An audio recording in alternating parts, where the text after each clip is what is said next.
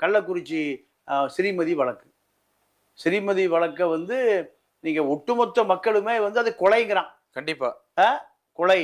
நீங்க நீங்க ஒரே ஒரு உதாரணம் என்னன்னா, காலையில 4:30 மணிக்கு காய்கறி வாங்குற வேன்ல ஸ்ரீமதியினுடைய பாடியை தூக்கி போட்டு அந்த ஆம்னி வேன்ல கள்ளக்குறிச்சி மாச்சுவரி கொண்டு போய் போட்டிருக்காரு. யாரு? ரவிக்குமாரே போட்டிருக்காரு. ஓ. அப்போ அங்க இருக்கக்கூடிய மாச்சுவரியில் இருக்கக்கூடிய ஒரு தாதி, அதாவது மருத்துவர் தாதி, நர்ஸ், அந்த அம்மா சொன்ன வார்த்தை என்ன தெரியுமா? ஜட்ஜ்மெண்ட் அங்கேயே வந்துருச்சு. சின்ன குழந்தைய சிதைச்சு சின்னாபின்னப்படுத்தி கொண்டு இப்படி கொண்டுட்டீங்களாடான்னு சொல்லியிருக்கு.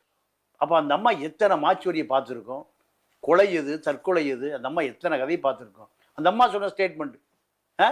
ரவிக்குமார் தப்பிச்சு ஓடியான்ட்டார். ஒரு 4 நாள் தலைமறைவு.